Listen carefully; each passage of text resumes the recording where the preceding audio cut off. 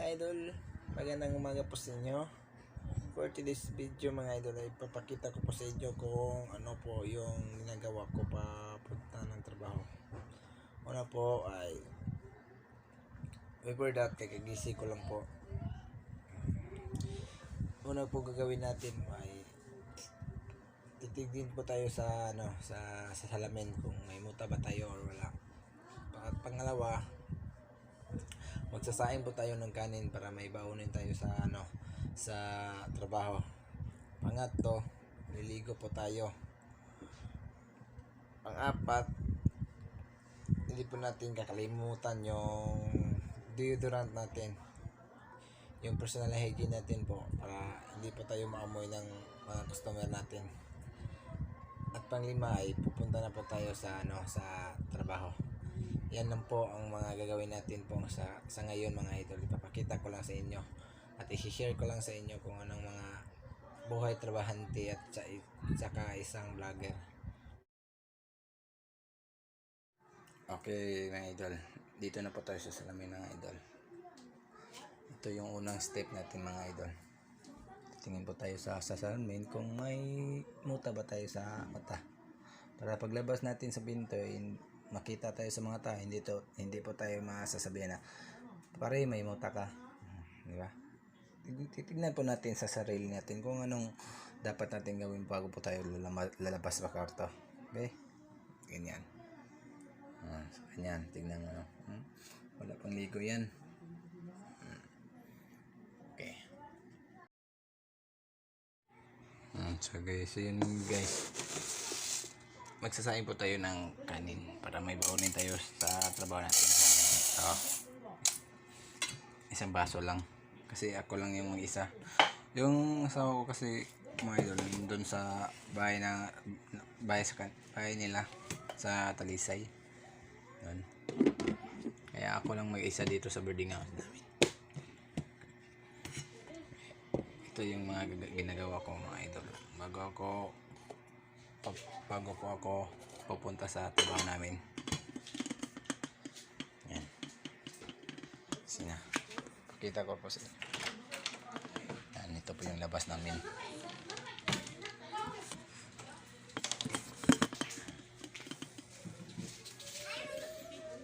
Yan.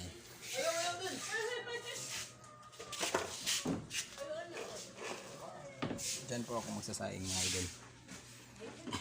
Gamit ko yung butil namin mga idol.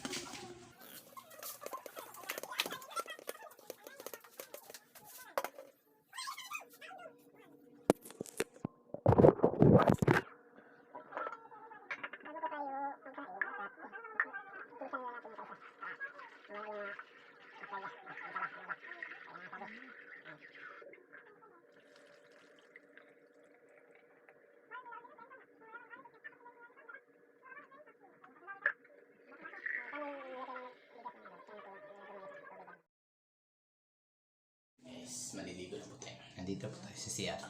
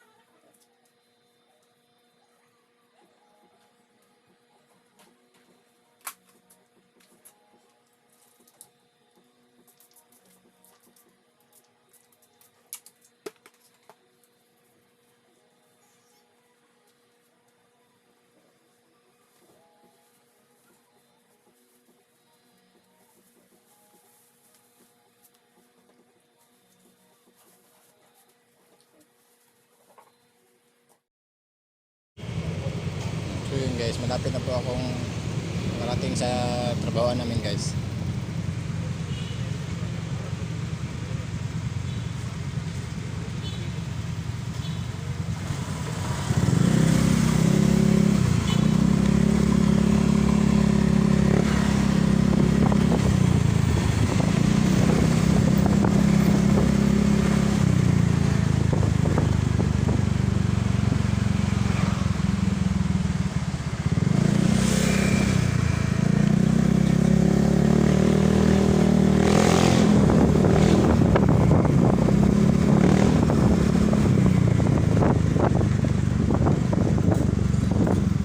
Tayo sa parkingan guys.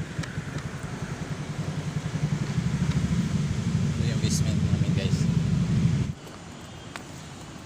Papunta na po tayo sa ano guys, sa Sulod guys.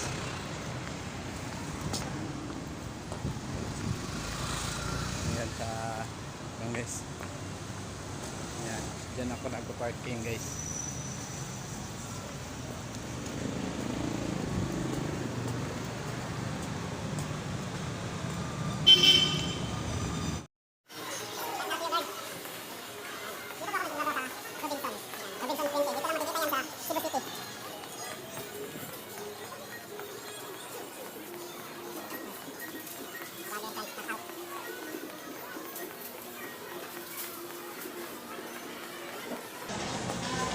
Ito yung food court namin sa Robinson guys.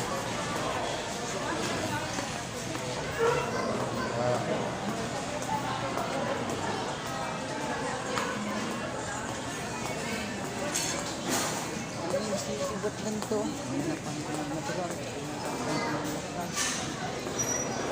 Pahinga muna tayo dito sa ticket.